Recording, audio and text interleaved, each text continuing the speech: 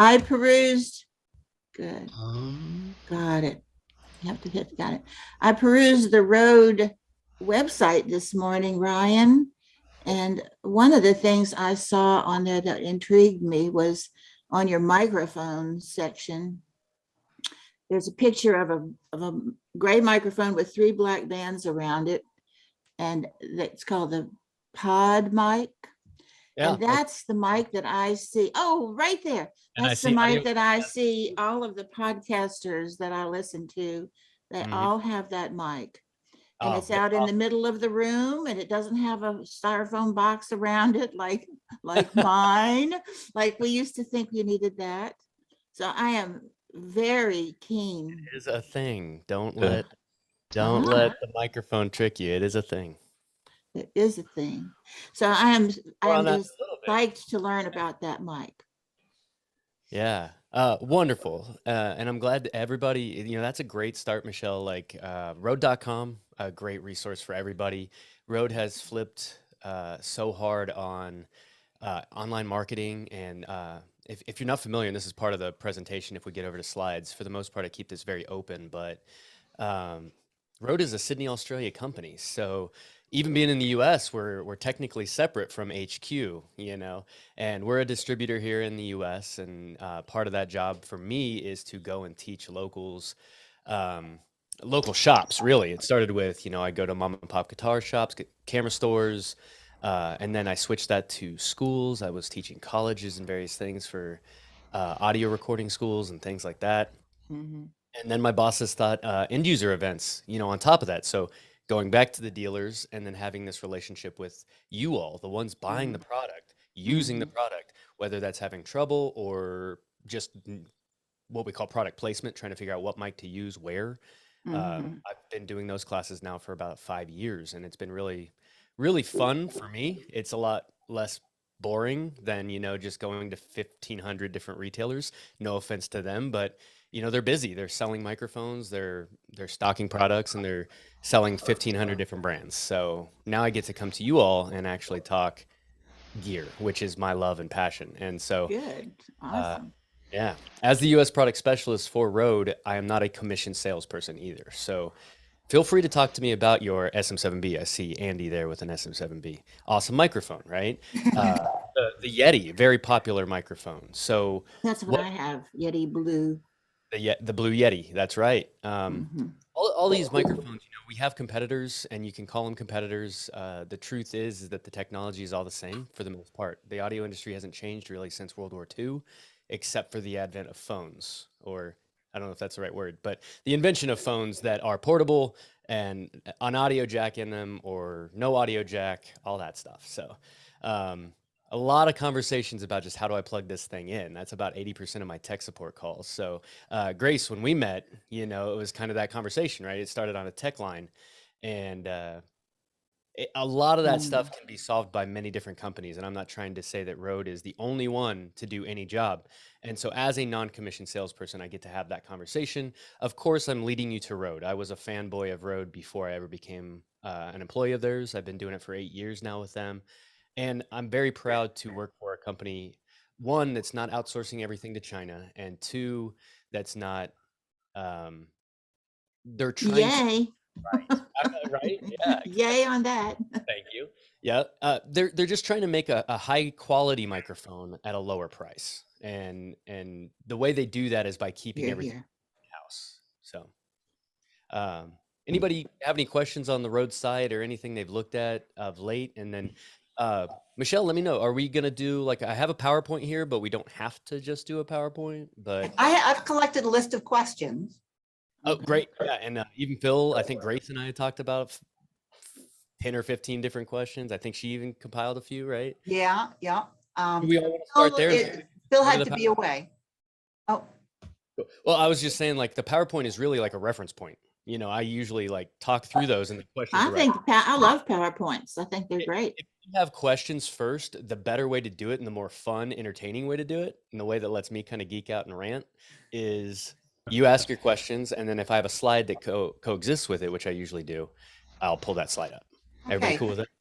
So some of the questions that came up were kind of dichotomies, like there are directional mics and there are cardioid mics, and when do you use what for what reason, especially when you're recording an audiobook? I love it. I love it. And it's a great question to start. I'm so happy that you started with that question. It's actually the second question I always ask when somebody wants to place a microphone. So the first question is type of microphone. Second question is, what do we call that? Does anybody know what we call cardioid, supercardioid, omni, bidirectional? Does anybody know what we call those things? Nope. Nope. All right. They're called polar patterns. Anybody heard the words polar pattern? I see some nodding. All right, great. So we've heard it.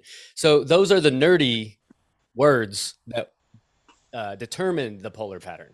But the polar pattern is the general term for all of them in a group. So first thing I ask is type of microphone. So can anybody tell me the two main types of microphones that we would use in podcasting, audiobooking, things like that? Nope. Don't overthink it. Is it condenser and That's one. What's the other? Piezoelectric. Piezo would be an old school version of a condenser. Love that. dynamic? Look at my face. Yep. Carbon microphones, dynamic. So dynamic and condenser are going to be the two primary microphone types. The third one that is very common today is a ribbon microphone, which is very similar to a dynamic microphone in electrical engineering or electronics engineering. But so it's got a magnet and a voice coil that moves across it, whereas its sensitivity is very much like a condenser microphone. So the first question I ask anybody who's wanting to buy a microphone is, once we figure out the job that they're trying to do, what type of microphone do you need? And then what's the polar pattern? So let me go over here to, these are my first couple slides. So we'll start with that one then, of what are the types of microphone, right? So dynamic. Ryan, I would like to back up for a moment. Sandra asked a question about going back to something a little more elementary, built-in microphones that are built into the laptop versus USB versus XLR. Oh, love it. Love it. Okay. So so I've actually had the pleasure of dissecting both a phone and a laptop's microphone system, because I was an assistant on this job. But if anybody's ever heard of Slate Digital, they created a desk called the Raven. It's what I like to jokingly call a large iPad these days. It's a touch screen, but it's literally the size of a computer monitor. It's massive. So they had to develop touch screens, figure out microphones and stuff. So I've actually pulled out the microphones that are inside of your iPhones, inside of a laptop, so forth. Apple and Microsoft do a really good job of creating a pretty dang good Chinese-made microphone, to be perfectly honest with you. But they have high standards, right? So they need those results. But these microphones are tiny. But guess what type of microphone they are? They're a condenser microphone. And so going into the type of microphone a little bit there with that question is, a condenser microphone is incredibly sensitive. A dynamic microphone is not. These are a give and a take that you ask yourself when again, product placing into a microphone. You got to ask yourself, do I want sensitivity? Which, a good thing about sensitivity is accuracy. So my voice sounds like my voice on the other side. A dynamic microphone is less sensitive, and that will actually alter my sound a little bit. So Ryan White from Rode Microphones, check 1, 2, 3. If I just position myself a little bit in a different place, you can tell the sensitivity of this microphone just by a couple inches of movement, and that alters the tone. What it actually does, the good thing about a dynamic microphone, if you didn't just put it together, is that it isolates me from everything else in my room better than a condenser microphone. So the good on a condenser is accuracy. The good on a dynamic is isolation. The bad on a condenser microphone is it will literally pick up your dog walking down the hallway, or the kiddos, or a TV in the other room. They're very sensitive to be accurate. And so if your room isn't handled well, your microphone's not going to suit you very well in that scene. The next thing is a dynamic microphone. The bad side of that is because it's not sensitive, I can't get away from it. I have to have it right up on my face, right? I choose it as a prop as well as a functional microphone, and I am literally 3 inches away from it. I'm a fist away from this thing, right? It's hard to tell on the camera, but I'm very, very close to it, even though I'm not talking directly into it. So I have to have that there. But I, as a producer, decided that for my classes, I want big headphones because they're functional and they tell people I'm an audio guy, right? If you have these headphones, you do audio, right? If you have this microphone and in your shot, you do audio. You got a guitar in your shot, you do audio, you know, that kind of stuff. Like, and past that, it's really just a matter of asking yourself what we're doing. When the pandemic hit, everybody moved exactly where I am right now, my home studio in an office I share with my wife. That is actually her functional desk. And yes, I put her stuff on the floor, and she doesn't like that right yet, but we're getting there. So if you moved back a foot back from your microphone right now, because you say you're like 3 inches away, if you were to move backwards, how could you do that and talk? And let's see how you sound. Test 1 2 Like test just like move, yeah. 1 2 test 1 2 test 1 Wow. 2. Now if I get, Dramatic. hey, what's up? Yeah, what's up? I'm a hype man. I never know what to say when I do that. But yeah, the old audio test 1 2, right? So one more time. Test 1 2 3 4. Test 1 2 3 4. Test 1 2 3 4. Test 1 2 3 4. Now, Everybody is good? that a condenser for the slow among us? Is that a condenser or a dynamic? Very good question, because everybody looks at a microphone and goes, "What is that?" Well, It's a that's dynamic, right? I would say. Yep, it is a dynamic microphone. So What about the Blue Yeti? What is that? that's a condenser mic, Oh, right?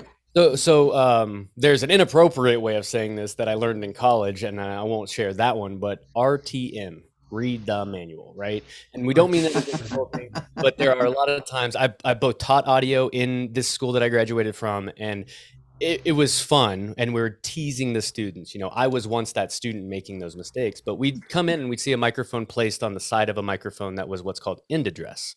So reading your manual is really the only way you can buy a microphone and go, okay, this pod mic, I talk into this side, not this side.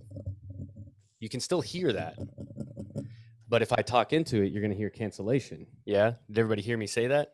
Mm-hmm. That's the polar pattern, right? If I start talking into the side, now all of a sudden I'm reduced and changed. Whereas as I start cycling around to the very front of the microphone, Mm-hmm. then things come into, then they're clear, right? Mm-hmm. So yes, this is a dynamic microphone. And unfortunately, the only way you can truly know that is to read the manual and find out on the spec sheet that says dynamic or condenser. And a lot of times just go into the page that you're buying it on, Sweetwater Guitar Center, your local mom and pop shop is the way to find out if it's a dynamic or condenser, because it is so important. Like I said, that's number one in asking yourself what microphone to buy. Type of microphone, condenser, dynamic, ribbon. And then after that, it's polar pattern, because what does polar pattern do for us? Can anybody tell me, like, yeah, we talked about what the patterns are, but what do they do for us? There's two answers here. A, amplify in a certain direction, and B, reduce noise from other directions. Beautiful. What we call on axis and what we call off axis. On axis would obviously be the 100% in front of the microphone is on axis.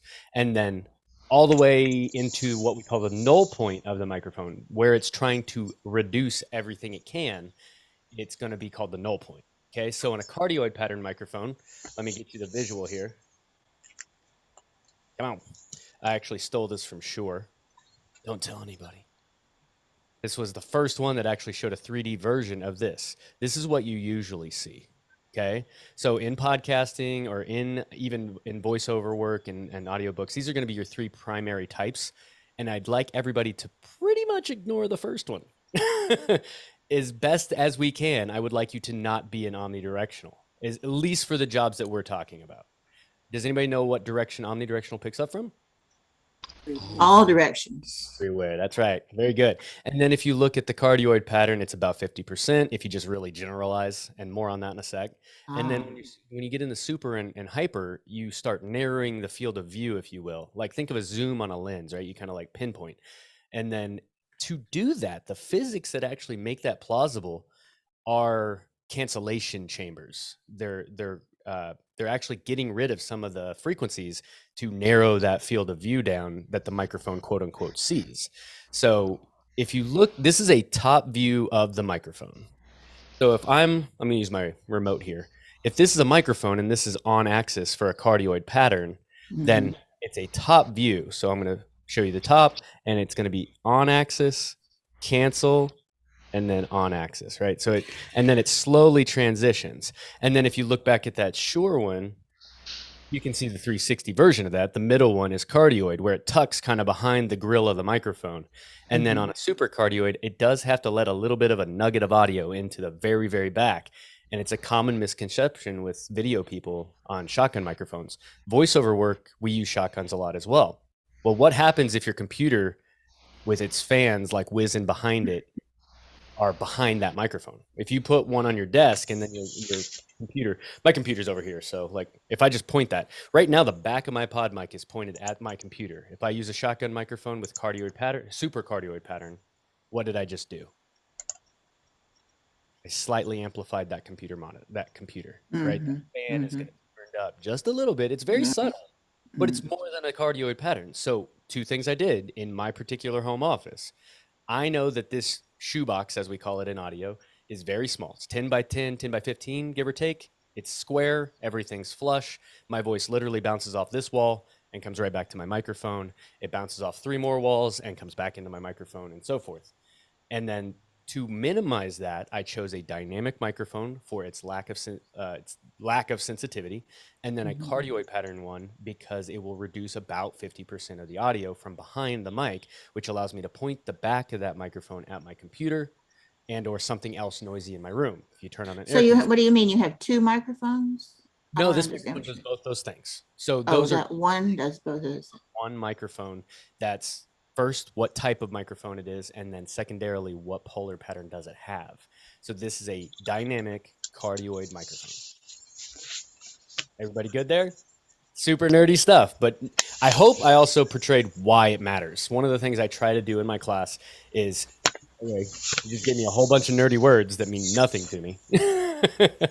However, why do I care? So sensitivity of the microphone is why you care on the type, first and foremost. And then rejection of the sound. So I have 2 mantras in every class that I teach. And the first one is, it's not about how far from the microphone you can get. It's how close you can get the microphone without ruining your shot. We talked about it briefly with the dynamic microphone. I don't care that this microphone is if it's really close to me, I can get better audio and reduce a lot more. The second thing that I always say is what people pay me for in professional audio is not so much capturing the good audio. That's kind of a given. You have to do that, right? So if I talk into this microphone, that's pretty easy. I'm 3 inches away from it. It's stationary. I'm stationary. There's not much happening in my house right now. So it's pretty easy to capture the good. What makes me a professional is actually getting rid of the bad. So the second mantra is, it's not so much what you capture, it's what you get rid of that makes you more professional. Turn off your air. Asking that, I know you're talking about mics, but since we record and then we do noise reduction, hopefully to get rid of a lot of that background noise, are you saying that with this good mic, you wouldn't have any background noise to get rid of? Unfortunately, every bit of circuitry, and that's a great question because are you talking about the? Yeah. We're not talking about dogs and cats, but even that, and airplanes going overhead is just a big problem with a lot of us because we record at home. Wonderful, absolutely. I'm right by a highway, right? So every once in a while, I get a big semi that just. Right. So as a producer, then you're asking, and why I keep saying producer is there's going to be times where you're probably the artist and the producer. I know you're both in a lot of scenarios, but when that happens, when that airplane's flying over, you have to have the state of mind to go, okay, this isn't live. So I'm going to go pause. You just be quiet till it goes over. Exactly. Or you could say a few expletives too. That helps. Those are great too. You know, clap that's your a good point to eliminate. yeah. Clap your hands. So in audio post, you see like these loud claps. Yeah. I usually do that to tag my audio. You know, if there's a spot that I need to go back and edit. Now, to answer your question, there is never a time you want to fix and post by design, right? You only fix and post by necessity, right? So What does that mean? Fix and post. What does that mean? I'll get you. More often than not, people just plug in, turn up, and hope for the best. And then they go into their software and try to do a bunch of YouTube videos that, Well, yeah. yeah.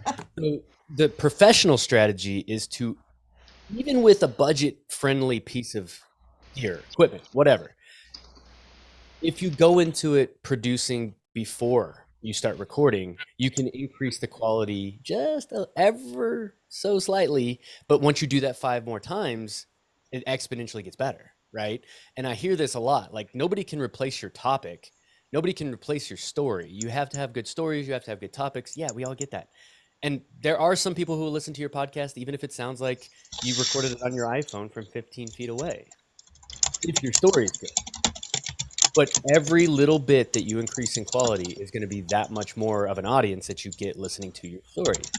So choosing a pod mic, dynamic cardioid pattern microphone, turning off my air conditioner, making sure the back of this cardioid pattern is pointed towards my fan. And then if I'm What going is to, that racket going on? I think somebody's Sounds typing. like typing. Somebody's typing. Yep. Maybe they Oh, could. I just muted it. It's gone. Thank you. Because I didn't hear anything you said. No worries. I'm just listing a bunch of things that I do in pre-production, right? Pre-production is all the stuff that I think about before I hit the record button.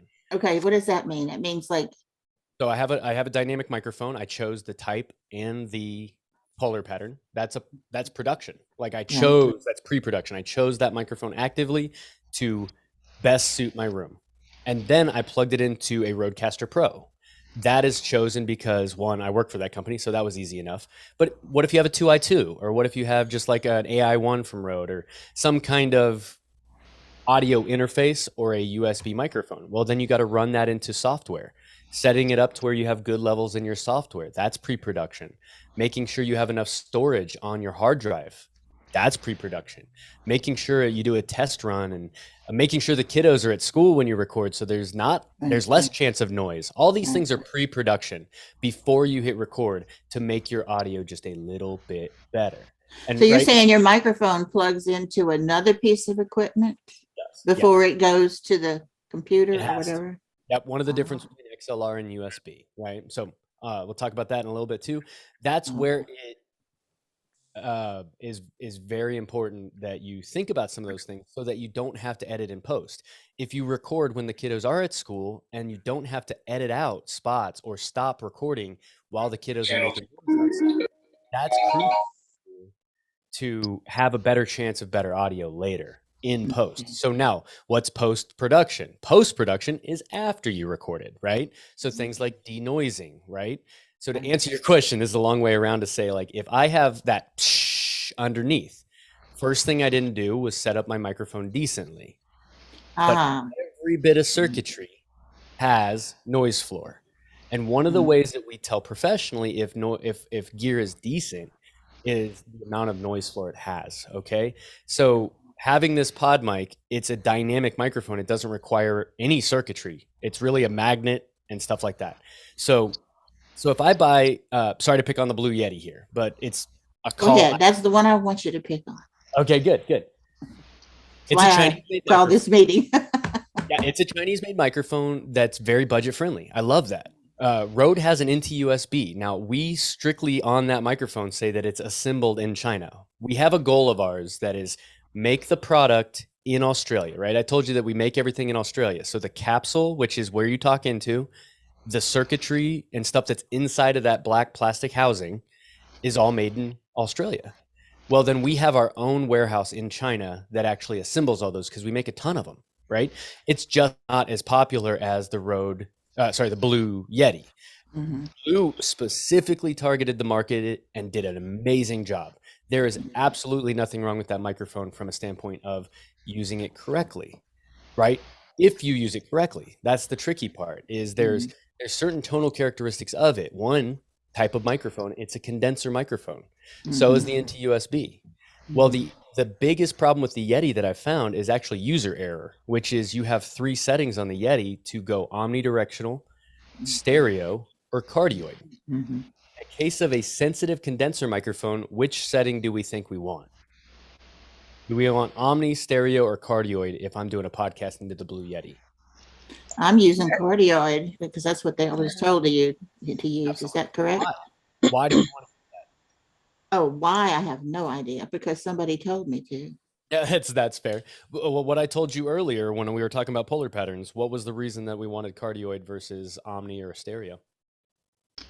I feel like for LibriVox, all we need to know is what we're told to do. I don't think, personally, I don't need to know more. I don't feel that I need to know a lot of this detail.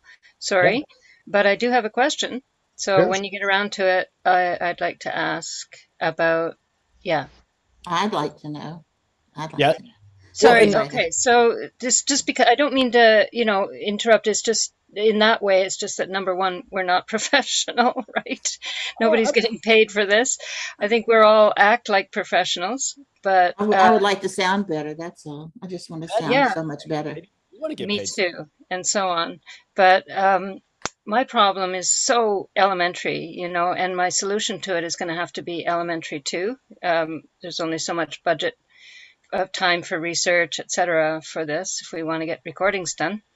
So I have a problem with the fan of my computer, and yeah, I can mitigate that somewhat with the noise reduction afterwards, select the whole thing and reduce, but I'm also reducing the quality of the whole recording when I do that. So I'd rather, and Grace has answered part of that question by saying that if I were to use an external mic, it would override the internal mic, and then chances of my picking up the computer fan and other clickings and operation of the computer would be minimized. Is that correct? Yeah. So what microphone are you using? I'm just using my little Lenovo laptop computer, built-in mic. Yeah, and honestly, it doesn't sound that bad. That's what you're using right now. So No, the problem is that I get my dog's toenails clicking, and I can't really do much about the noise except go back and edit it out later. yeah. So your goal is to you said that you specifically would like to just know the answer, and that answer is to get yourself an affordable interface with a dynamic microphone and put that microphone as close to your face as possible. That's the first. Affordable interface. Okay, whoa, what's that? Would you like a USB solution that's very, very affordable? I wish Rode would make this microphone so I don't have to keep telling people to go buy Behringer and or Samson. But there's I think it's Behringer Q2U, which is a USB dynamic microphone, and then Samson, or is it Behringer? I'll check it out. I'm gonna Google. Let's just do this dynamic USB microphone, right? So just a very simple search, right? I told it what type of microphone I need. I want it to be a USB microphone, and it's a microphone, right? So one of your best things you can do is stay away from things like Amazon, not necessarily because anything's wrong with Amazon, but you're going to get very mixed, matched like bit of information from stuff like the reviews and things like that. So be careful with places like Amazon. If you go to like an audio company's retail site first, you can get better information of what we're talking about here. Then you can go to Amazon to find a better deal if you would like, right? Find the device, then shop for it. But don't just go to Amazon, look at the reviews, because you might get misled by other people just basically imposing their will on that conversation. So I went to Sweetwater, great site, very professional. The first one that pulled up from that is Audio Technica AT2005 USB. I don't have any experience with this microphone. I do know that Audio Technica is a wonderful company, and they have a $79 USB XLR microphone. So you get both on that choice. Will it sound as good as a pod mic? I don't know. Probably not. But the reason I say that is because we made a good microphone at $99 that you then need an audio interface for and stuff like that. So the budget goes up a little bit. But it's that Chinese made versus not. It might be more brittle. But as you said, you may not care. You just need an upgrade from your computer. So this is a wonderful solution for exactly what you said you're trying to do. And I have put this in my notes for Rode many, many times. They need a microphone solution at that price point doing that job. So did you come up with the Behringer Behringer what and Samson what? So let's go Behringer USB mic.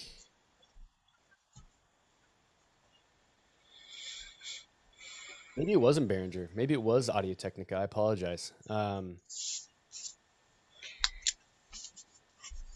So what Rode makes It was Audio is Technica. I apologize. what Rode makes is pod mics, and for pod mic, so and that's the best, the next best thing after what you've just told us. So to Right. be fair, give the Rode thing a voice here. If you want professional mic, It's a pod mic, and the pod mic requires an interface, which is software or hardware. hardware. Yeah. So it is Hardware. Come back to you all. Black devices on darker. So this has a microphone input, headphone output, and a knob to turn up the microphone and a knob to turn up the headphones. Right? And it's wireless. It is not. It's actually wired from a USB on the back. In this particular case, 2 outputs for speakers. And then this interfaces, that's why we get that name, right? The microphone, which is analog, meaning it's just a voltage, to ones and zeros that a computer can understand. Pretty simple, right? Has everybody heard of a sound card? Right? Like just, you've heard of it on a computer, but you just don't know what the heck it is. This is an external sound card. That's all it is. Okay. So in my computer, I go in and select the AI1, audio interface 1 is what it stands for. And then I tell Zoom that I'm using this as my audio sound card, right? I do input and output, and then I plug my headphones into here. And then I hear everything that's happening here in this class. The other audio interface that I'm using, which is a little higher end, but gives a lot of functionality in podcasting and voiceover work, and audiobooks for that matter, is the Rodecaster Pro. It's a brand new piece. I say brand new, the pandemic's been on for a while, so it was just before the pandemic. But as far as products are concerned, it's brand new. And what it is a 4-channel version of this dude. So it's just a 4-channel option with a bunch of features inside that allow me to do a bunch of different things. If you want to get into the Rodecaster Pro in the future, feel free to email me at the end of this all. We can talk deeper about it. But what you're talking about with the Audio Technica microphone that I was telling you about is the ATR 2100. It is an excellent microphone. I know a ton of people who use it. I have actually bought one for last Christmas for my buddy who does a lot of online classes and stuff, especially since COVID. Audio Technica ATR 2100. Full confidence that I'll work. I believe the price is kind of all over the place, and if Audio Technica discontinued that, I apologize. I don't work for them. But it is $99 at Sweetwater, so that's probably the full price thing. And then I said that Samson had one too, and I'm pretty sure that's the Q2U. Thank you. Q2U. Yep, that's what it is. And the Samson KEY, key to you? Q is in Queen. Oh, Q. Q2U. And the first character is a numeral 2? Correct. Well, so it's Samson, SAMSON, and then Q is in Queen, the number 2, and then U is in Unicorn. And so these are USB mics that sound pretty good. That's right. And they are Sound dynamic. better, and they're better than the Yeti Blue. In my opinion, the Yeti Blue suffers from the fact that people don't necessarily know how to use a condenser microphone, right? Especially when you're on a budget. If you're on a budget, you buy a $70 microphone, put it really close to your face, and get to work. That's the trick, right? But people will tell me then, well, I can't have it in my shot. I can't have it right here. And I was like, well, I mean, you got to pick. So one of the hard parts about audio is the artistic endeavor that follows, right? I understand that if you're not getting paid and your budget's light and things like that, that you're stuck, right? But you have to find that piece of gear that like the Q2U that will help you do a better job on a friendly budget. And then you have to decide the artistic part. Can I get away with just putting that microphone closer to my face? One of the tricks we use many times in audio for film is we'll just put the microphone. Let me see if I can get my hand here, right there. Beep. Right. So my hand is still a foot from my mouth, right? So I can just tuck that microphone right there.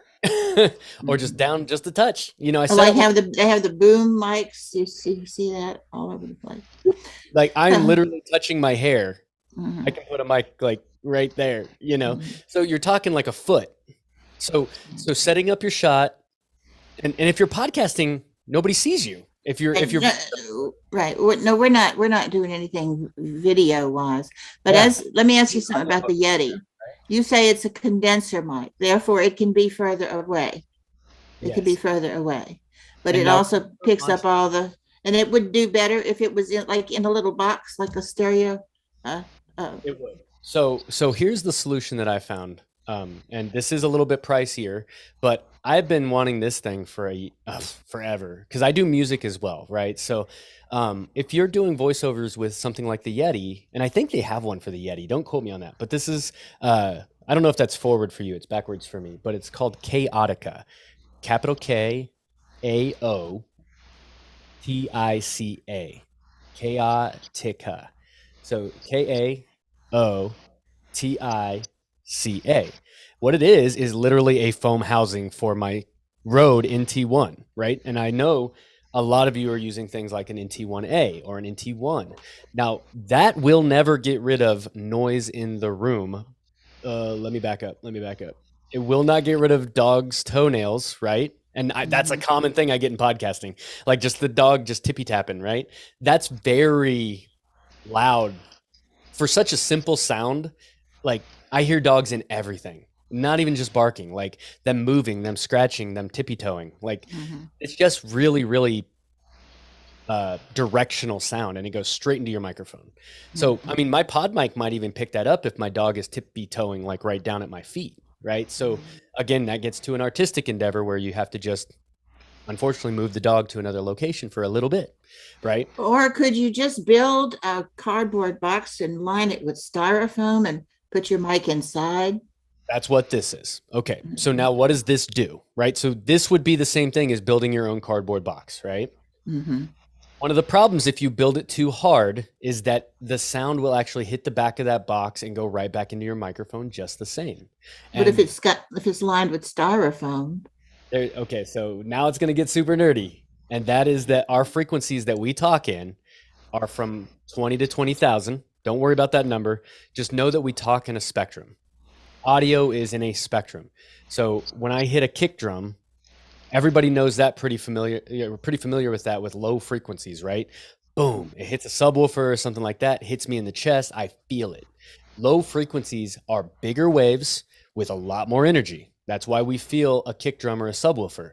Whereas if I hit a cymbal or I have feedback, that like high pitched, like me, right? Those are different frequencies moving in the air at very different rates. They do very different things. Inside of this chamber, if I put a box around it and that box does not let sound out, all of those frequencies bounce back. They go at different rates, and the foam will never have enough power to stop them all. Okay. okay. This allows it to go out of it. And because waveforms then bounce around, once they bounce around, they lose energy. Okay. So think about audio as water for a second. So the first thing with polar patterns is like a lot of people think that the null point of a polar pattern cancels sound behind the microphone entirely. Well, it doesn't. Think about water in the ocean, right? When a wave hits your legs, does the water stop moving? Like, is it dry ground behind your legs? No, right? What does it do? It wraps around, fills in the gap, and keeps going. Sound does that exact same thing. The other thing it does is continue to bounce around. If water waves hit a barrier, right, like an ocean break, they slow down, they lose energy, they don't move as hard and fast. Same thing with sound. So what this is doing is not getting rid of the frequencies. It actually lets my voice go into the microphone. It blows the rest of it out the back of it because it's just foam. Like I can literally squeeze it, right? So nothing comes back inside of this chamber. You don't come back inside of this chamber. However, once my voice goes through and hits the wall or the ceiling or things down there, the reason it's 360 is so that nothing comes back into it the best it possibly can. So it's isolating it from the room you're in to the best of its ability. Now, what about physical loud things? Tippy tappies of dogs, kiddos in the hallway. it won't stop it. It literally gets in there right from the front of the microphone and picks it up because it's sensitive anyway. But those aren't reflections. Those are sounds that happen that you have to reduce, right? The airplane, the Right. car whizzing by, things like that. The less energy it has, the better it's going to be inside of this microphone. But if it's close and it's loud, it's always going to win out. So that's the artistic endeavor is I'm trying to pre-produce to help myself as best as possible. And then I have to produce actively when I'm doing it too, to make sure it's good then as well. So that's the downfall to a condenser microphone. But if you're an audiobook performer, a voiceover actor, Mhm. condenser microphones are one of the primary pieces of gear for those things. The sound, the accuracy, the detail is crucial to you, what you do. So you have to produce your work prior to making sure that your room sounds good, that things that are noisy are not necessarily interrupting your recording, and then do things like that. Like isolate the microphone from the room that you're in, go to a professional studio. All of those things are options to increase the quality of your recording. So back to the Q2U and say the Yeti. Like the Yeti could maybe have some chamber like this and increase just the ability of it sounding better because you reduce the room in the microphone. The Q2U does it for you because it's a dynamic microphone. And depending on your client, if I sit here 2 inches away from the microphone and let it kind of reduce the reflections of the room and I get really close to it, that might be perfectly acceptable for your client. You get to decide that. One of my favorite things to do is actually why I'm talking past this microphone right now. One, I'm on camera. Two, I'm talking past it because it reduces plosives. Everybody familiar with plosives? Oh yeah, Pops the bees. yeah. We're good at stopping those plosives. Yeah. So pop filter, right, is number one. So this is actually a pop filter. This actually has a pop filter built into it. However, if I have to get right up on the microphone and I'm plosive when I talk, everybody's voice is a little bit different. But if I'm plosive when I talk, that pop is going to still kind of go through. I'm literally on top of the microphone as close as I possibly can. That rich sound is really good. However, every S and every B and every P is kind of going through this microphone now. How do I reduce that? Well, I turn just a little bit off the side of it and talk past that microphone. So I think everybody would kind of say that this probably sounds pretty decent, right? Mm-hmm, mm-hmm. All right, cool. Yes, yes. So one of the techniques that blew my mind at the studio with music is that inside of this, let me try to show you the microphone inside this thing. Oh, it's too dark. Can't see it. Black setup. No. All you can see is the gold capsule reflecting off of there. Right, no, can't see that.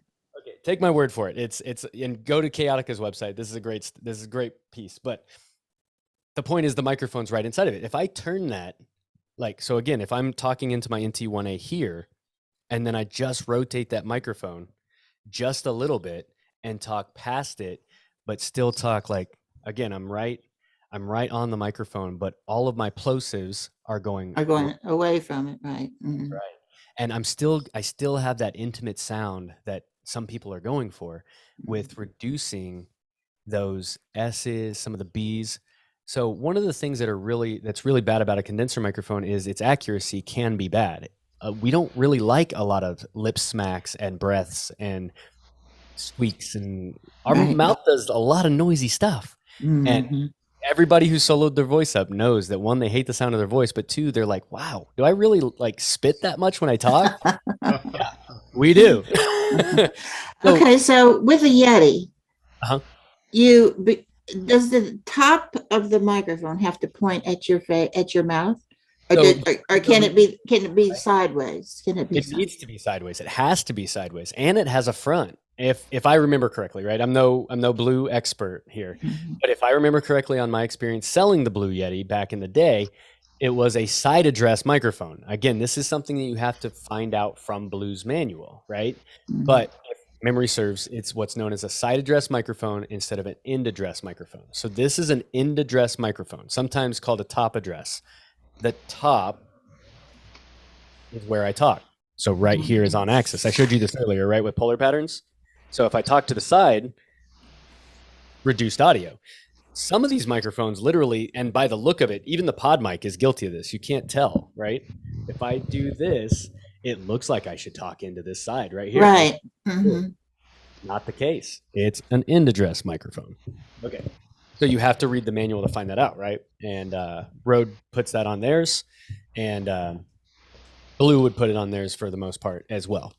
And if they don't, then that's silly. And sometimes manufacturers miss that. I'll be the first to admit. So end address, right? Or side address. The Yeti I know is a side address microphone. It's got 3 capsules inside of there from what I hear. 2 are pointing this way. 1 is pointing this way. And what they'll do is actually combine those capsules to make it omni. Just do the 2 on the side, which is stereo, left and right. And then they have the middle one, which could be cardioid as well. So Cardioid would be all 3. no, cardioid is the front. Oh, it's just the front. Oh, okay. That's what that means, in fact. That's right. Yeah. So when you switch it to cardioid, you got to find where the front of that microphone is so that you can know that those tricks about on axis or talking past it. And a lot of times I'll kind of chuckle, and it's unfortunate that they don't know this, but I'll watch a YouTube video or whatever, and it's the Blue Yeti and they're talking into it like this. Well, I know that cardioid pattern microphone is actually over here, on the side. So they're changing their tone of audio just by moving that away from the on-axis point of that microphone. And that Yeti mic does not have to be 3 inches from your mouth, right? No, it doesn't. But remember mantra number 1. It's not about how far from the mic you can get. It's how close you can get the mic without ruining the shot, right? And pop filter and shock mounts and all those accessories are very important to that job. But if I can take a condenser microphone, even the NT1 or NT1A, and put it at 2 inches away from my mouth, even though it's more sensitive, when I have an audio interface, because the NT1A requires an interface, right? It's an analog microphone. It does not have USB. So if I have this plugged in here, what can I do with this knob if I'm closer to the microphone? Turn it down? You turn it down. Okay. Earlier I said everything has noise, right? A circuit has noise. This happens to be quite quiet, and the NT1 and the NT1A are notorious for their quiet tone. That's what they're known for. That's what we made them for, was so that people could have a budget-friendly microphone that is quieter than the $3,500 industry standard. So if you have an NT1A, if you have an NT1, they are quieter than the industry standard $3,500 microphone, made in Australia, not China. So again, sorry for the hard sell there, but on a budget, incredible. But what if I plug that microphone into a bad room or turn this knob up to 500%? It's going to be bad. You can't get rid of that stuff. So anyway, if I get closer and then turn down what's called a preamp, this is called your preamp, pre-amplifier. It's before it goes to the computer, and then amp boosting the level. Okay, that's all it is. It's very simple. One thing I love about the audio industry is they at least name things what they are for the most part. It's just like they tell you what it does. So preamp means it's before and it boosts the level. So if I can get closer and turn that down, what happened to my circuitry noise inside of this preamplifier, this audio interface? It goes down. So doing that stuff is going to increase that quality. That hiss will go away more. Now, if you have to crank this up to 100%, it's going to be noisier. Same thing with your Blue Yeti. One of the downsides, you have to turn up the computer to do it. Go ahead. Could you explain the difference between gain and volume or amplify or whatever? Yeah. Because the Yeti has got gain on the back and it's got volume on the front. And I don't know the difference. Yeah. And okay, so I can only answer this in the form of NT-USB, unfortunately, because I haven't researched this on the Yeti, so I don't want to mislead you. But I will tell you what the synonym means. Gain can mean preamp. Gain can mean volume for your headphones. So in the case of the NT-USB, we have a volume knob on the side. It is strictly the headphone output. So in the case of an interface, remember an NT-USB or a USB microphone is an audio interface and a microphone all in one. Don't overthink that. It has both things in one device. That's what it does. So if I have a preamplifier on it, then I can boost the level and cut. Most USB microphones do not have that input level. They only have the output level for headphones. Okay. You'd have to read the manual for the Blue Yeti and find out if that gain knob is volume for the headphones. So the word doesn't really matter so much as what it does, right? So if somebody tells you turn up the volume, they usually mean the preamp, like my mic needs to be louder, right?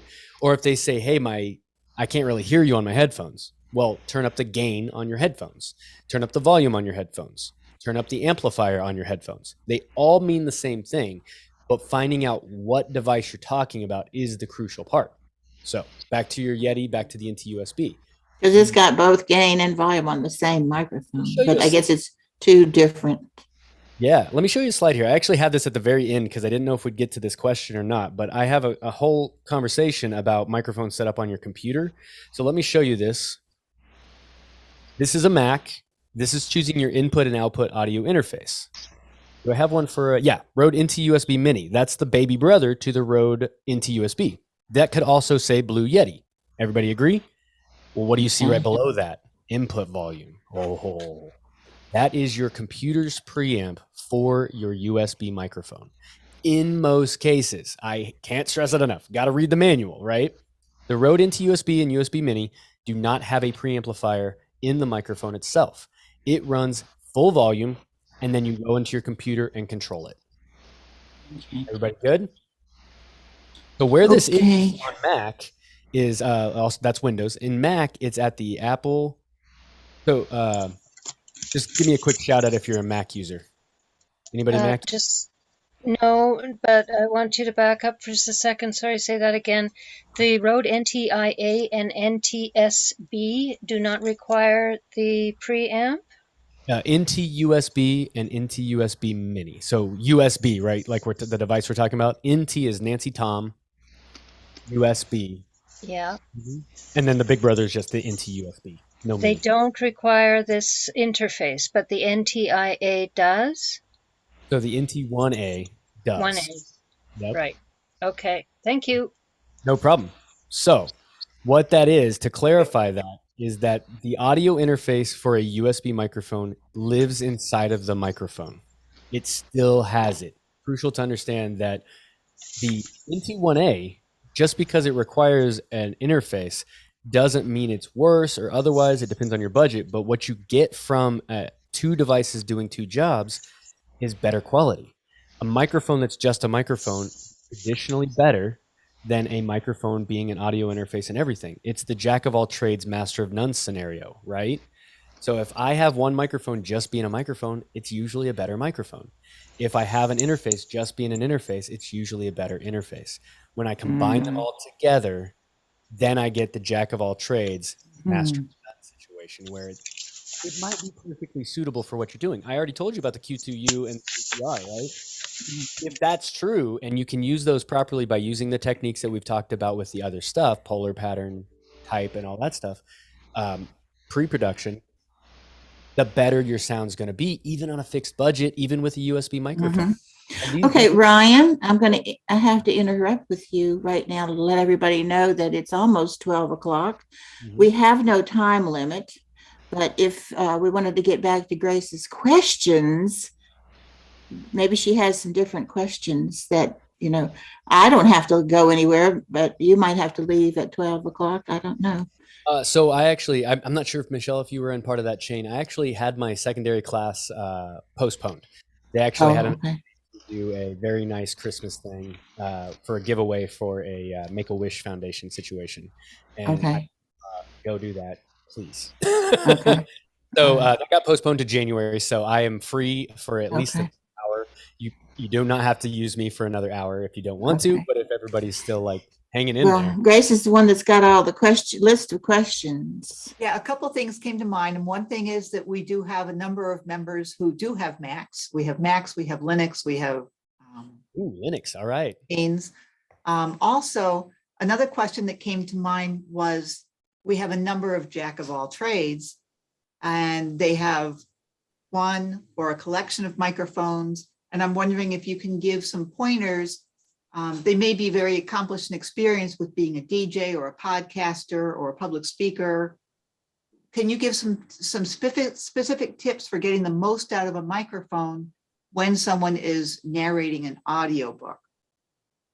Absolutely. So with an audiobook, let me ask you a question in return real fast. Is everybody expected to have some form of standard in microphone or interface or recording when recording an audiobook?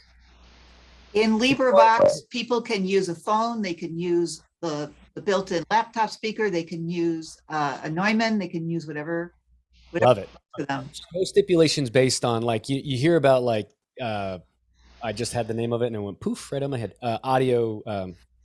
What's the audio book like? The giant like audio book company where you can go and buy like a book on Audible. Audible. Oh, thank you. It's like it's a football call. Audible. Our standards are nothing like Audible's. Exactly right. So you have to ask yourself first and foremost, like, what are my standard requirements, right? If you want to go work for Audible, you have to have Audible's requirements. You got to Right. meet them. Same thing with Netflix and stuff like that. If you go want to submit your stuff to something of those standards. Now, so when LibriVox doesn't have those standards, that's perfectly acceptable, but it does lend to me apologizing for saying it depends, because I will say it depends. It's a lot. Every single one of you could probably give me a new scenario that I would then enhance, right? So let me give you some generalities, right? The first one is that pre-production conversation we talked about. Mhm. You have to minimize things that are happening there. The second is still type of microphone and then polar pattern. Those are two things that you have to require of yourself every single time you do a recording. If you want any form of standard at all, I have physically put this phone in a pocket to record audio in a pinch. There is nothing wrong with me sitting here and holding this microphone. And I'll even use the techniques for this condenser microphone. Remember, these are like very small, sensitive condenser microphones. But the closer, rule number one, the closer I get that microphone, the better it's going to be. But what if I just talk like right into this microphone, right? Like just, hey, what's up? You know, That's and then not as good. blow all my air, blow all my syllables and like the lip smacks and all that stuff right into this. It's not going to be as good because that microphone also can't handle a lot of that sound. These are things that you can't really know until you try it a couple times. One of the best things you can do for yourself is part of that pre-production situation where you try it, record it, make an audio sample for yourself that's not just test 1, 2, 3, 4, like a physical audio book. Start reading it into your recording setup. Make some changes. Listen back. Now, here's one thing you cannot do. And this is a technique that I tell everybody when they're trying to what we call do some accurate listening, right? Whatever your recording is, if you record and try to put headphones on and hear it back at the same time, it's not going to be possible for you to hear exactly what's happening in your recording. You have to record it, play it back, and then evaluate the differences.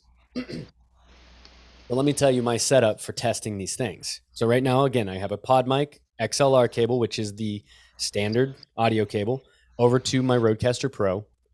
Well, I also have that NT1 over here, right? So what if I want to decide whether I'm going to use my NT1 today or my pod mic? All Rodecaster.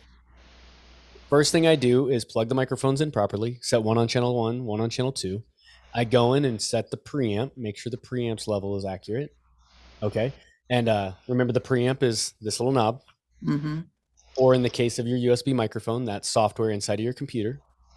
I make sure the levels. So that differs based on the equipment you're using. Yep, it does. Then that whole "it depends" conversation, right? So in a computer, again, it's going to be right here. And again, for Mac users, it's going to be in the Apple menu, System Preferences, Sound, and then you're going to change your input and output devices. And then the input volume is your quote unquote preamp. Output volume is your quote unquote headphone output, right? So again, gain, volume, amplifier, it doesn't matter. Just knowing where that device is and what it does is the crucial part, and they're all different.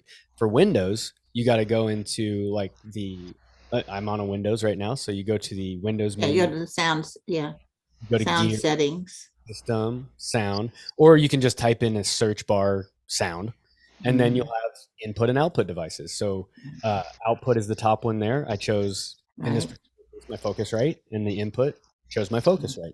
And you change those settings to your sound card. Well, if it's your NT USB Mini, you choose your NT USB Mini right there, and away you go.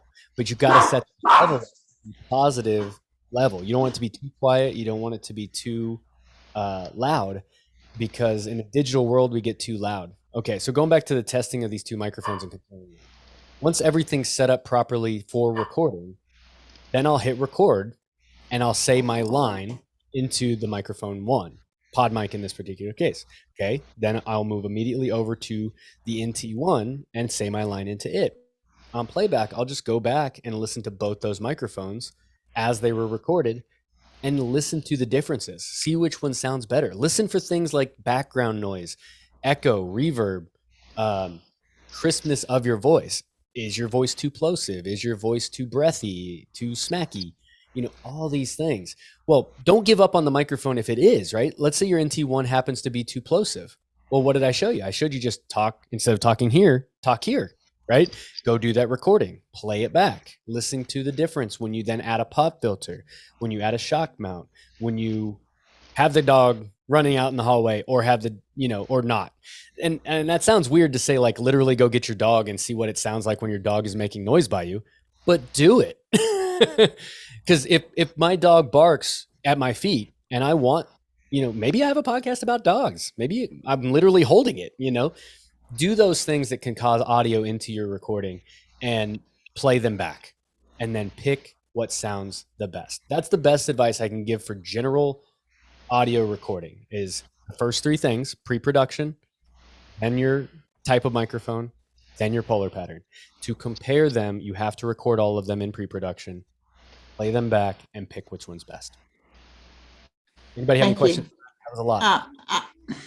You know, I would never run out of questions, but I don't want to hog the field. Go ahead, Grace. I'll just slip in. What do you think of I'll let you finish your swallow there first. Oh, I'm going to go get some coffee. What do you think of using a dishwasher for keeping the microphone clean? Oh, that is my favorite way to not clean a microphone. I love that in email. That made me chuckle so hard. So I will go into the serious part of that too, right? I get a lot of questions of storage for microphones, positioning. Can you go upside down? Can you go laid down? Can you go sideways? I'm probably going to make a lot of professionals upset when I say this, but it doesn't matter. The biggest thing you have to do is keep it dry. All right. So yeah, probably not the dishwasher. However, we spit, we do a lot of things. My microphone actually right here, dynamic microphones aren't really going to have this conversation. Just the way the mechanics work in it, it's not really going to ever be a problem. But again, there's probably some professionals who would disagree with me, but we're talking like passing it down in your will, like 100 years later, then maybe you can talk about that. The condenser microphones, however, are sensitive. They respond based on a very thin piece of aluminum.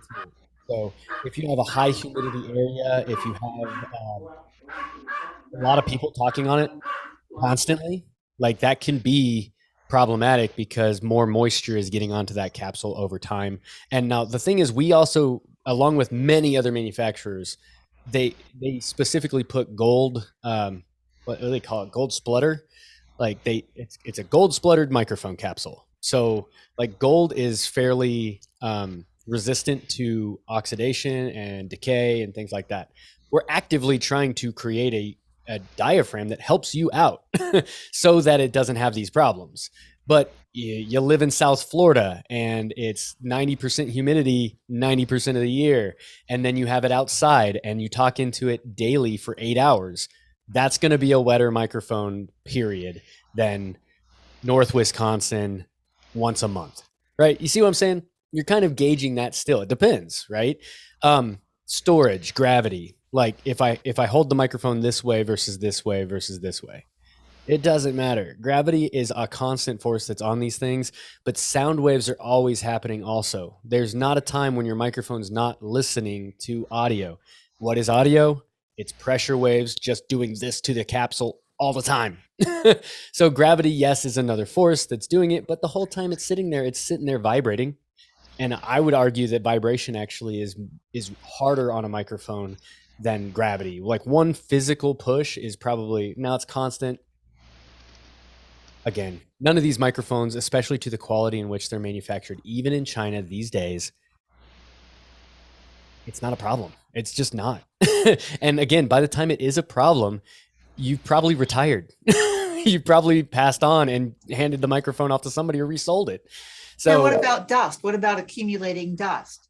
You gotta be cautious with dust. So dust is a physical, just like water, right? It's a physical attribute that then changes the the movement of the microphone. So if you are in a dusty environment, I've had calls. I'm in the Midwest, so I've had calls from drag racers, not drag racers, but what's the dirt version of a drag race? I just lost my Midwestern card. Yeah, whether we're drag racing, but they're drag racing or tractor pulls, things like that, where it's literally like out in a field in dust. It's pure like race cars on dirt, right? So if you have a microphone out there and every day it's getting just blasted with these dust particles, you're going to have to clean that microphone or prepare for a replacement and a repair. So one of the things I always have done myself, because I'm kind of an anal retentive live sound engineer, that's where I got my start, was in live sound. And we did football games, we did ice hockey, we did traditional basketball, and we did dirt events, monster truck, horses, various cattle events, and just destroy microphones with the dirt. Really, like, honestly, dirt's worse than any of the other things because it's a physical particle that's going to just stick to it, right? Now, can we blow it off, or do we have to vacuum it? Light can of Or air. can we protect the microphone with some kind of a filter that? A foam windjammer, right? Like, so I don't have one out here right now, but you've seen the foam pop filters, right? It's basically this, but a smaller version, right? The SM7B we had earlier. Oh, there you go. Michelle's got one out. Yeah, a foam windjammer can act as a shield that won't get rid of a lot of sound that you need. So its purpose is to knock down wind and plosives, but in this particular case, it can absolutely be a very good dust filter so that it can reduce the particles. Like, dust isn't going to make it through that. So absolutely wonderful point. And where I was going with that, you got to just protect it a little bit, but you can't just like plastic bag it, because that. And you can rinse this off. Okay. You can wash those in most cases, or they're super cheap. You buy another one, right? So preparing yourself before you do these recordings and asking yourself, okay, am I just going to replace this microphone every 2 years? Yeah. Okay. We're just going to replace it every 2 years. Fine. But in the meantime, maybe we cover it with a foam windjammer, change the tone just ever so slightly. It's not enough to really care, especially when it's like a monster truck driving by, right? It's a car race. Car races. Yeah, stock car races. You're going to hear that car, right? So put the foam windjammer over it, put a furry windjammer. Hey, here's a better point. A lot of times you're outdoors anyway with some of those dirt events. You're going to have a furry windjammer over that anyway. That's one of the accessories that we talk about when wind is blowing. So go back to the can of dust as well. Do not, and I hate this when people like, I can do that because this is my demo microphone and it's a dynamic microphone, so it can handle it. But that is a test that people do way too often. Just scratch it. What happens when I do this is a burst of air is hitting the capsule dead on at 100%. Do not take a can of air and go, because that's why plosives happen, because my burst of air hits that diaphragm. And honestly, it's a phenomenon. We're not really sure why that gets amplified so much more than just your dialogue, right? You'd think that if I talk loud or scream, that would be, but how many times have you heard that plosive and you're like, why is that plosive like 100% louder than my actual voice when I'm at the same distance? There's just something that happens with that diaphragm. When that capsule gets overpowered, it will be heard, for one, but you might damage your microphone. So be very cautious of just like blasting it. Now you can go off axis with it or distance it, and kind of do stuff like that, but covering it is probably the better solution. So does this cover make your voice sound a little more squishy? It takes off some of the high frequencies. So yes, squishy could be an adjective that you could use for that. I'll give this to anybody that wants it. My problem is that my voice is just it's not crisp. It's just soft. Okay. So yeah, this could be the problem, huh? A part of the problem. It's so subtle that have you done that A/B comparison? We call it an A/B comparison. I will. I'm going to do that. I can't wait to get off this call so I could go try it. That's what I like to hear. I like to know that. No, I'm kidding. After this nerdy talk, right? So that is absolutely something I've done with this pod mic before. Talk with the pop filter on it. Talk without it. Now with a male's voice versus female voice, funny enough, people think that like lower frequency voices can be muffled a little bit more, right? You muffle a muffled voice, that's more muffled. Higher frequency voice can cut through a little bit better. So for a higher pitch voice, it might be better to have the pop filter on it to soften it up.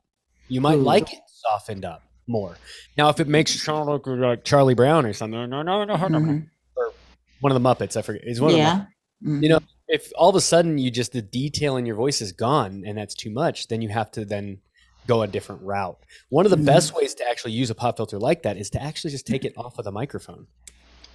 I put it over here. If this was on like a gooseneck and I could just strap it to my boom arm and then put it out in front of the microphone, that's actually a little bit better.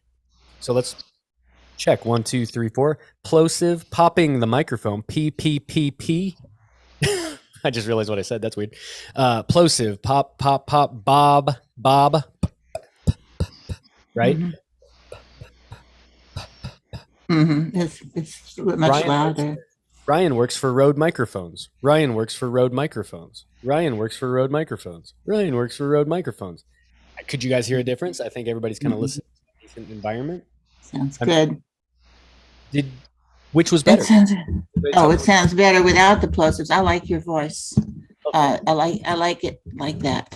I cannot, just like everybody else, I can't stand hearing my voice. But the more I hear my voice, the more I get comfortable with it. And that's the practice that we have to do, right? I actually did a voiceover piece for one of my colleagues that runs a camera store. And now every time I listen to their podcast, I hear my voice and I'm just like, nah. But every time I listen to it, I get a little bit more comfortable with, okay, maybe you did a thing. You know? Okay, so one of the things that LibriVox, in its effort to attract readers, and we're not professionals, is they don't give a whole lot of coaching on voice quality because they don't want to offend and they don't want to criticize. So, and that's a wonderful thing. However, in my case, because I don't know what is wrong with me, but the first thing I chose to record was of any major thing was the unabridged version of 20,000 Leagues Under the Sea. Jumped right to 11. It just took me 6 months daily recording with a cheap little over the headset mic.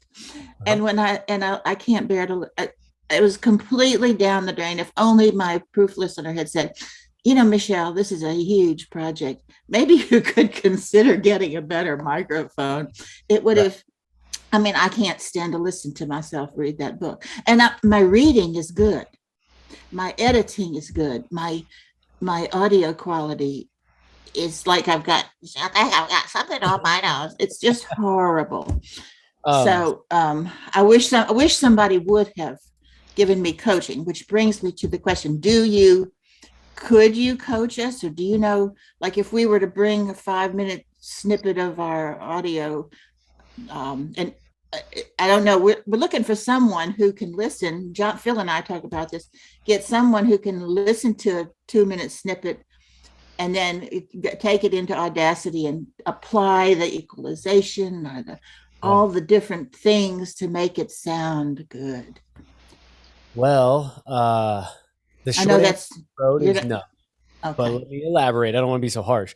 We actually didn't talk about this. Grace and I didn't talk about it. Michelle, you and I didn't talk about this. Phil and I didn't talk about this beforehand.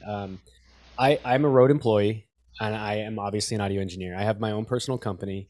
If you guys may, I'll pitch myself on that. To answer that real fast, the reason Rode doesn't do it is because we'd never get off the phone, right?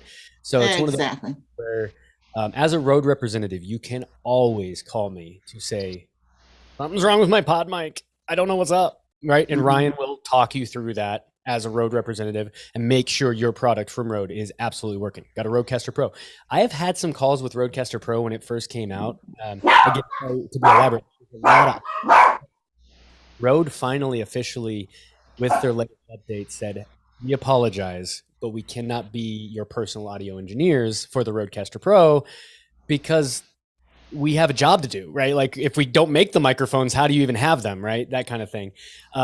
So I'm an educator for everything Rode microphones. So if you have an NT1 and you're having problems with it, no, I can't sit there and help you EQ it as an audio engineer, but I can fix the problem. Like if it will not work for your podcast or your voiceover or your audiobook, then yes, I will absolutely free of charge help you get it working again. But unfortunately, I can't sit there and be that personal audio engineer for everybody because it just gets too crazy. So can you recommend a route to go? My company is Painless Audio. And what I actually started with that is a consultation business. that is literally like you need 15 minutes to just say, here, listen to this and tell me what's bad, what I need to do to fix. I think earlier we were talking about like, I don't need the education. I just need to be told, what is this thing? Then, I could have that consultation for 15 minutes and then just, I base in it. It's such a new thing, and I'm trying to make sure that is not a conflict of interest with Rode, that it's very under the radar, right? But if you want a consultant for 15 minutes for a few dollars, I would be happy to just receive an audio file from you, say, what can I do to improve this? I might ask you a few questions of what is your setup like, and here's what I would do. And then you're done, right? And that could be 5 hours if you want it. That could be a whole class if you want to pay for it, right? That just tells How do exactly. you set your fees?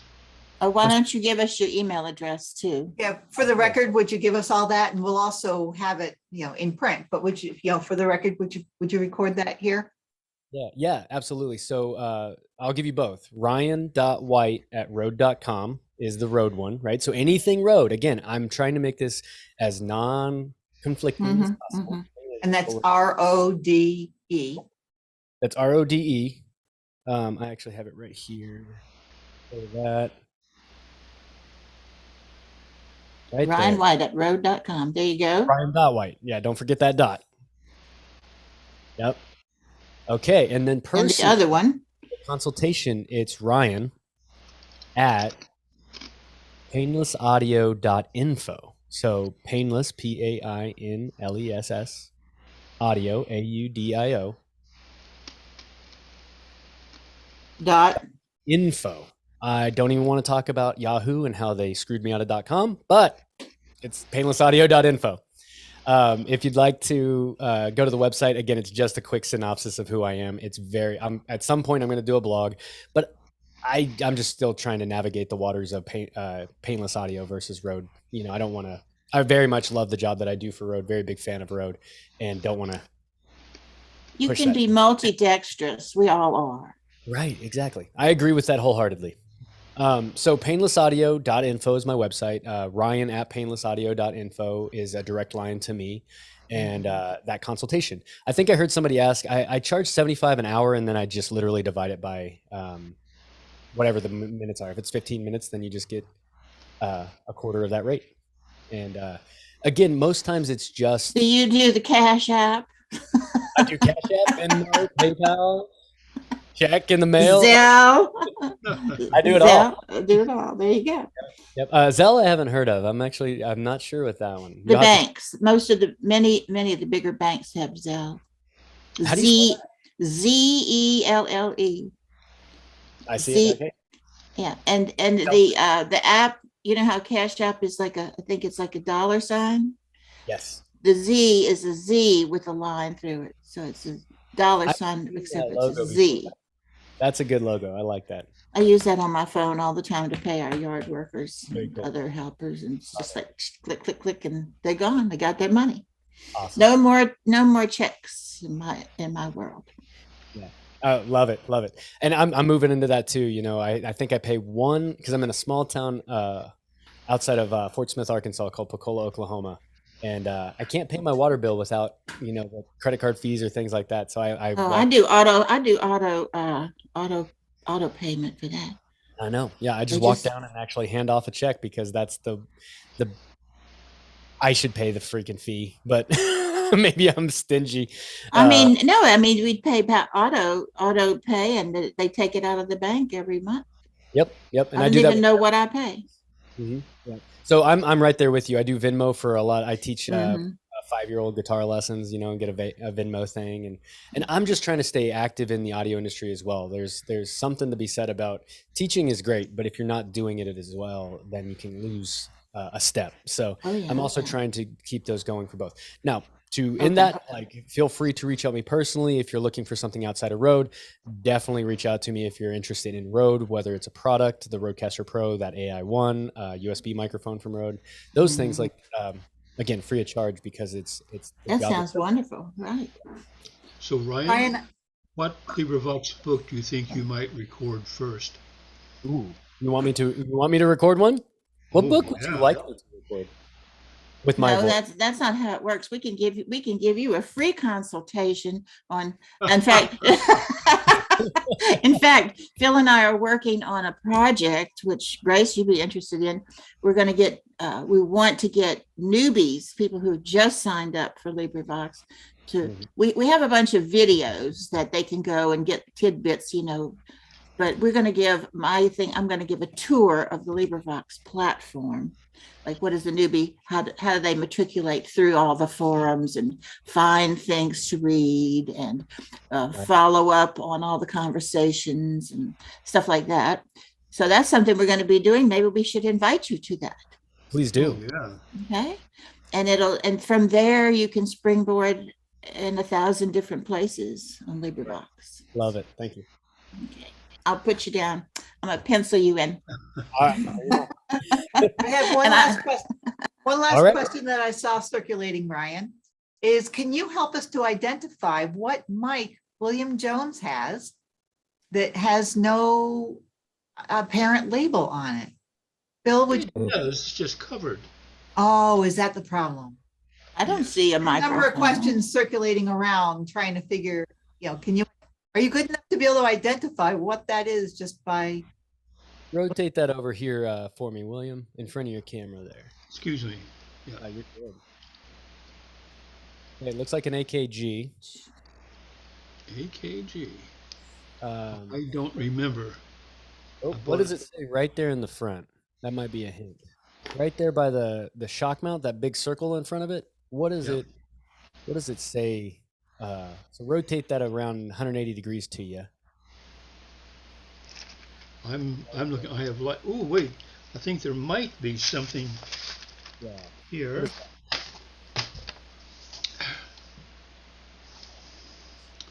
A second, I have to adjust my. No worries. Mary. Oh, okay. You moved. I was wondering if you might just be like a doll. You haven't moved in an hour. I was thinking maybe there was just a photograph of you or something. Ooh, it does look like a logo. Doggone it, but I don't have enough light to see it. Oh. Okay, we're talking about. Oh, it's FIFINE.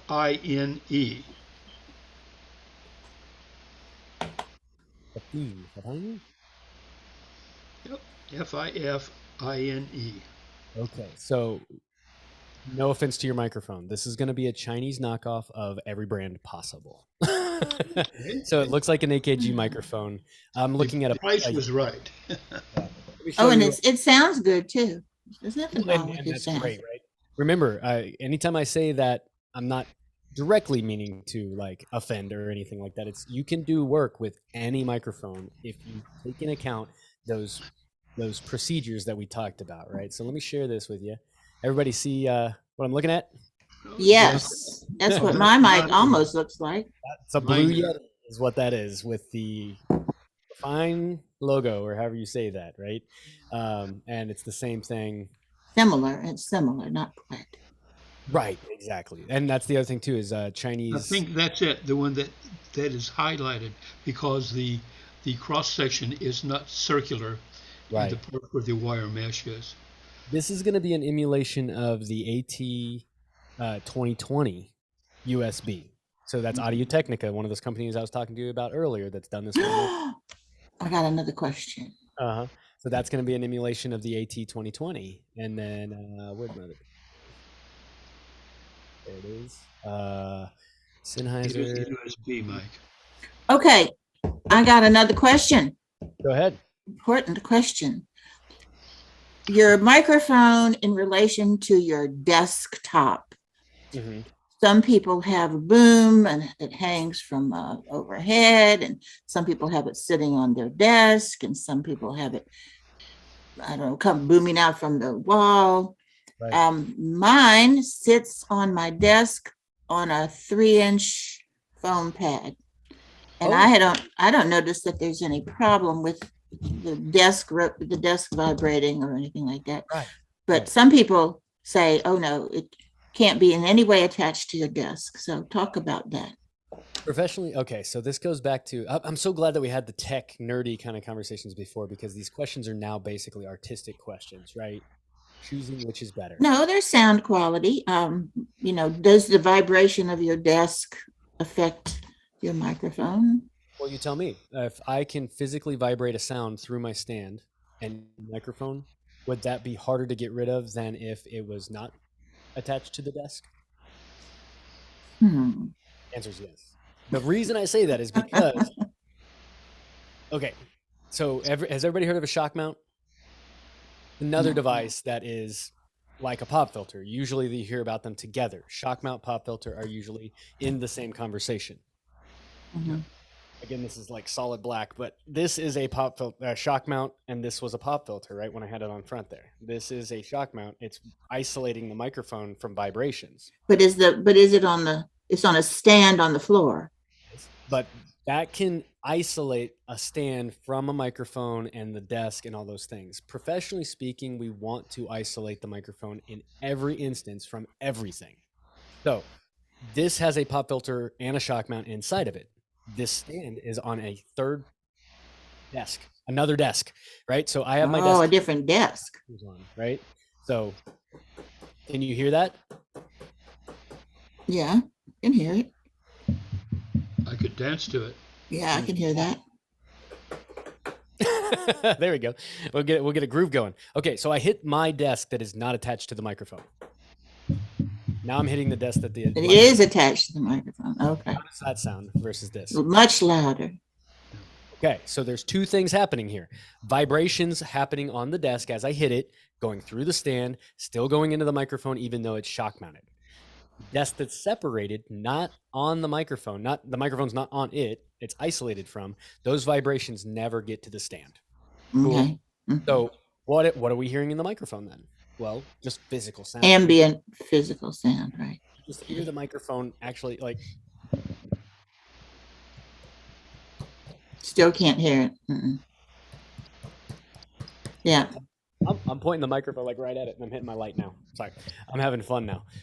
I'm pointing the microphone 2 inches away from my desk, getting hit by my fingers, and it's still like barely.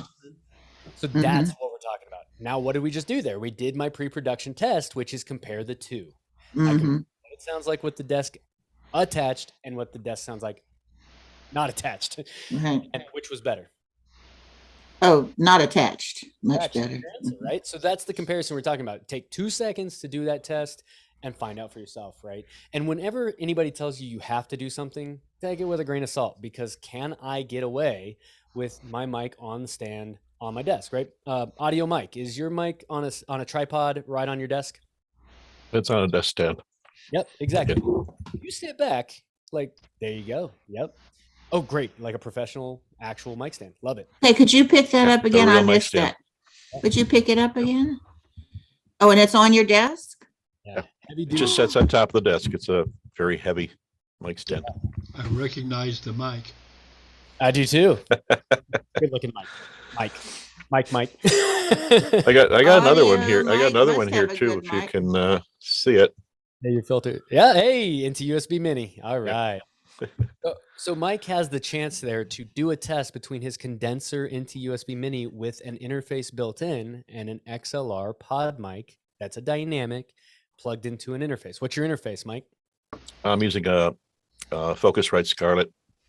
2x2 probably? Or the Solo? No, it's a Solo. There you but go. I'm also cheating. I'm using a Fathead. Hey, I love it. All right, cool. Has anybody used the lifter yet? Has anybody used the lifter? Because that's where we're going to go. We're going to get into that question. No? Okay. Is it necessary? No, it is not. Currently, I am using a cloud lifter into my Rodecaster Pro. So let's talk about gain structure real fast, because this is crucial. It's something we kind of touched on, but I was at the beginning of the situation here. Gain structure is part of microphone selection the same way that polar pattern and microphone type are. So if I switch over here, this is an important. What we're looking at there, one's a recorder, one's an audio interface. That's the AI one I was holding up earlier. So that's a little bit better picture for you. Here's the Rodecaster Pro. Can everybody see the little? So let me go back to better view here so I can see my screen. the channel 1 on the Rodecaster Pro that you're looking at there, inside of the touchscreen, you have the ability to go to its level menu. We were talking about synonyms: level, volume, gain. Doesn't matter. It's the same thing. This is professionally what's known as a pre-amplifier. It takes the microphone, boosts it up. The cloud lifter or the FET head are what we kind of call lifters. They turn your microphone up at microphone level to a little bit louder level. It's usually 20 decibels. Nerdy stuff, it gets loud. That's the point. Think about your TV turning up by like 20 clicks, right? You click up your TV, everybody understands that analogy, right? It turns it up.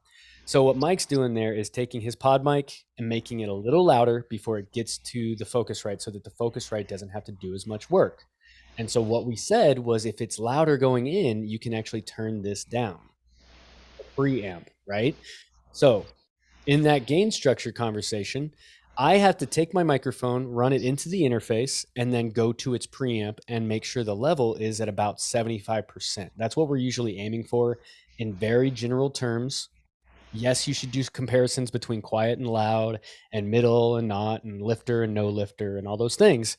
But you can see that that preset right there is 35. That's actually what the Rodecaster starts out. That goes to 55. So that's 35 of 55.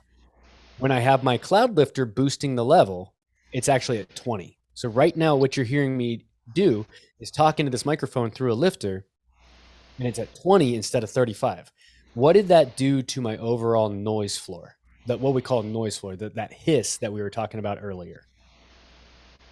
I'm hearing it. I You're hear hearing this. You're hearing somebody else's, I think.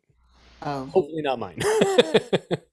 ah, No offense to whomever has that going. But that is noise floor, what you're hearing there. But what we're hearing mostly is their room.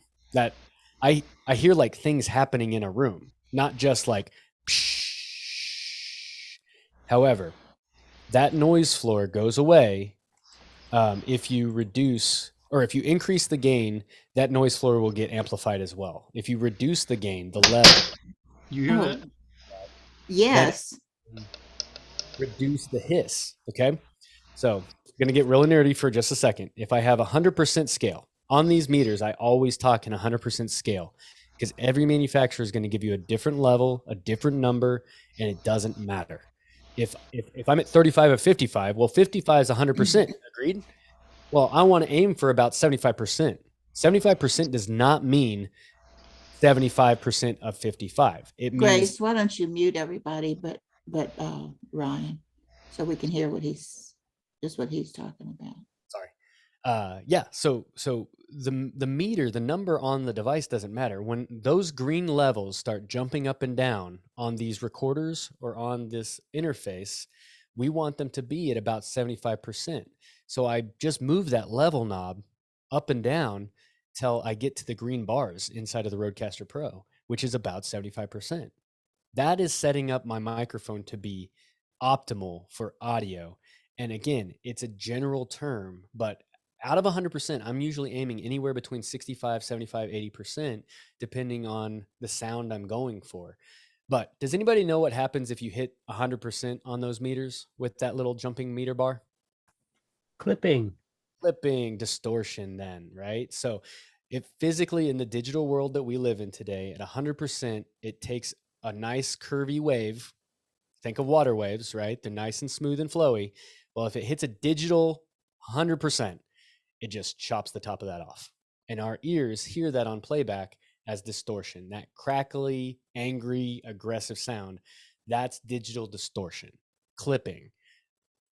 100%. Sometimes we say red, you're dead, right? Because we usually color it red. So if you get into the red on that menu, you're clipping, you're distorting, that's bad. So we want to give ourselves what we call headroom, a little bit above 100%, a little bit above nothing happening. Like, so how am I saying this? You want a little bit above your audio to where you have room to go. So if somebody gets louder, they don't distort or don't clip, and you try to minimize that as much as possible. However, so let's say this, right? 100% scale. It can go this way, it can go this way, doesn't matter, but 100% scale. If I'm talking at 75% and then I get louder and I stay under that 100%, now I have room to talk, right? Well, what happened too was I separated myself between 0, which is usually the noise floor. So 0 is nothing. then noise floor, we want to minimize that as much as possible. If I crank it up to 100% on my preamp and noise floor, the hiss is all the way up here, look how close to my audio the noise floor is. So if I'm down here at 0, nothing coming through, and 100% is digital clipping, and I'm here, I gave myself a ton of room. And then the lower I can get that noise floor, the better. Okay, so now what happens if I go and turn my voice down at, say, 50% or 40%? Well, then later I'm going to have to turn it up, and everything comes up with it. So the noise floor and everything comes up with it. So that's why we have to do pre-production, to make sure that the noise floor is as low as possible and our voice is clear and crisp and high as possible without digital distortion. Okay. And if we take that time to just do that, instantaneous upgrade. The hiss goes away significantly. Your voice sounds crisper instantaneously. You give yourself room to get louder and more emotional without clipping, all those things. So what Mike is doing with that lifter is turning down the noise floor. Yeah, he turned up the microphone, but in the act of turning up the microphone, he then gets to turn down the preamp and make sure it's quieter going into his recording, so that that hiss, that noise floor is lower. Can I do that with a USB microphone? You cannot. I think so. So one of the problems with a USB microphone, and I got pros and cons. Where did I put them? Pros and cons of a USB microphone, just real quick, are going to be, things like, pros, it's portable. You can plug it into any computer with a USB-A or maybe even a USB-C these days. And you just turn it on as your sound card and you go to work. They're usually inexpensive. They're fairly easy to plug and play and just get to recording. But the downside is they don't have any versatility. It used to be that you can only plug one in at a time. Now with like Rode software, we actually are one of the first people to actually create a software called Rode Connect that allows you to plug in 4 USB microphones at the same time, as if it were a Rodecaster Pro. If anybody wants to learn more about that, feel free to reach out later. But as far as just using a single USB microphone like the ATR 2100 or the Samson Q2U, is you have that one microphone and you can't change it. You can change the levels on the computer, but that's about it. And usually it's one at a time, and then you can't replace individual components. If a cable goes bad, I have to go get that microphone fixed. So is Yeti Blue a USB microphone? It is. So do I have a good picture? Because you plug it into a USB port. Right? Yeah, exactly. So this microphone right here is XLR, right? So it's that. It doesn't plug into a USB port. It plugs into an audio interface with XLR. So and that plugs into a USB port, right? Exactly. So I have that front picture of the AI1 right here. So that's an XLR port over on the left-hand side, right? It's got the circle with 3 pins. Now that is what's known as a dual jack. It can actually take a 1/4-inch jack as well, which is what the headphone jack is. So XLR plugs into that. And then on the back side of this interface is a USB-C. Okay. All right. So that, yeah. And then that plugs into your USB-A port on your computer. And now you have the microphone is now the full chain that a USB microphone is emulating. So with that, I can literally replace this device. I can replace the cable that I plug into here. I can replace the microphone that I plug in here. It's versatile. So a good and bad on USB is that it's easy to set up and the job is done. A bad is that it's not versatile. Cool. Any issues with plug and play as far as any USB mic? I teach, or with any computer operating system. You have to check compatibility. It's a read the manual situation again. Check compatibility on the software. So I teach three things that have to be happy with each other to make sure things are plug and play. Your hardware has to be happy with your software. Sorry, I even messed it up. Your hardware has to be happy with your operating system. Your operating system has to be happy with software. Okay, 3 things. Hardware, the microphone, or in this case, the audio interface, right? Because I have to run it over to an interface. So that hardware has to be happy with the operating system. So Mac, Big Sur, Windows 10, right? Windows just came out with 11. Do I recommend anybody update to Windows 11 right away if they have compatibility things that come into play? Like everything we do in audio is compatibility this, compatibility that. Updating to 11 as soon as 11 comes out is pretty much a death wish. No offense to Windows, no offense to your software, no offense to the hardware. When one thing changes, the other becomes incompatible and you have to then catch them up. They have to communicate with each other. And if you're already working, don't update immediately. It's one of the things that I don't really update my phone every day. I don't really, and I hate the ones. I'm a person who cannot have a 1 on my phone. And so when the updates come through and it's like, update your audio app, I'm like, nope, I don't want to. Update your Google Chrome. Okay, fine. I'll update Google Chrome. No problem. But my audio software, heck no, right? I updated a MacBook Pro from 2012 from El Capitan to whatever the heck was after El Capitan, and it killed everything. Half my plugins didn't work. My Pro Tools had to change to a different version. Now I have to learn a different version of Pro Tools. So going back to plug and play, when you have a USB microphone, you need to go to the operating system compatibility and the software compatibility. You need to make sure that the software accepts an external microphone, and then you need to make sure your operating system accepts. Funny enough, people think it's the software first, and it's not. Your microphone has to be recognized by the operating system before it can ever go to software. And in most cases, if the operating system's happy, the software will be happy as well. Now, Usually, when you say software, are you referring to the DAW, the like Audacity? got it. So in this case right now, Zoom, right? So my signal flow right now goes microphone over to an interface into a Windows 10 system. And then inside of that menu I showed you earlier of the sound settings, I chose the audio interface. And then I open up Zoom and once again select the audio interface. Everybody's got to be happy to make it work. Cool? It's exhausting. It is. It's exhausting. You know, you're all audio people, so you don't have to worry about the craziness that is camera work as well, right? Like I have video. Oh gosh, no. Heavens, Yeah, no. but I get it with video as well. And honestly, like the manual for the audio section of a camera is like this big, and then the manual for the rest of it is this big, right? And they all say like audio is so hard. I was like, don't give me that nonsense. You just read a manual that was that thick just so you can understand your camera. The audio is not that hard. Again, I got to reiterate that what makes audio hard is the artistic endeavor. You have to do some pre-production. You have to try to get better results. If you don't care, don't do it. It's fine.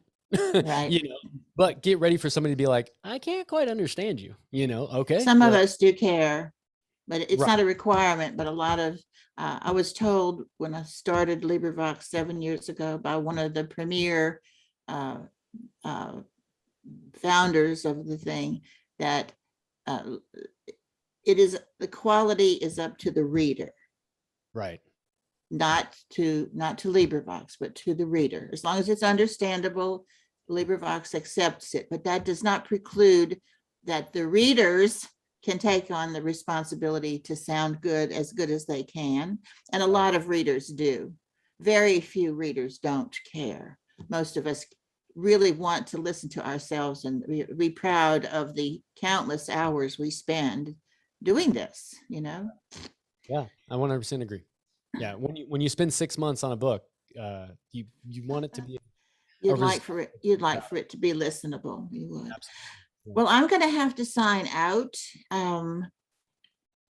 I've enjoyed this tremendously, and I will invite you. I've got your stuff. I'm going to invite you to our Zoom tutorial, the Zoom tour. Okay, when we have that, and hopefully you can come. Absolutely. There's my email address one more time. And again, feel free to reach out, Ryan at painlessaudio.info as well. And, you know, I thank you all so much for having me. Grace, thanks for getting this set up. Michelle, thanks for having me. Yes. Shout out to Phil as well. I know he's not here, but thank you all so much for getting this figured out just before Christmas. And Grace, sorry about all the trouble that, you know, it's just thank you for all the hard work you've done. Thanks everybody for being here, and thanks to everybody behind the scenes who added questions. Okay, bye-bye. We'll do this again frequently. Good to see you, Andy. I don't see you here much. Good to see you, Audio Mike. I have a real quick question for Ryan, if you can, if you have a second. Yeah, we got more time. Yeah, absolutely. I'll try to be quick. Is Road Connect using an ASIO type thing, or is it proprietary? So Rode has to update that quite frequently. I always like to apologize that we're not really a software company, right? So ASIO drivers have been a wonderful thing. If you're not familiar, they're actually created by a company called Steinberg, and that was they have a DAW. They have 2 DAW softwares actually. And they got sick of Windows not being compatible with things, so it's literally a DAW software company saying, fine Windows, we're just going to create a thing that's universal for everybody. So now everybody's adopted it. It's become the industry standard. And so Rode Connect is the ASIO for all drivers are available, but I never recommend downloading them until you have problems with Windows. So it should be ready to run inside of your Windows software without ASIO. However, it's then dependent on your hardware too, dependent on your Focusrite interface, right? If Focusrite is happy with Windows 10, no need for ASIO for all, right? A lot of people think that ASIO for all is a requirement. You have to have it. You don't. If your operating system is happy with the hardware and then your software is equally happy with both, then you're good. There's one day where I'll have to use an ASIO driver for my DAW. Thank you. And then the next where I don't. Okay, so start with no, and then update to ASIO for all if you need to. Yeah, I like to stay away from it, actually. Absolutely, it's just another part of the chain. Yeah. All right, thanks. Absolutely. All right, if that's it, I think I'll bow out and let you guys close up your meeting as you need to. But again, thank you for having me. Great job, Ryan. Thank you so much. Yep, thank you. Great day, everybody. Thank you. Thank you. Happy holidays.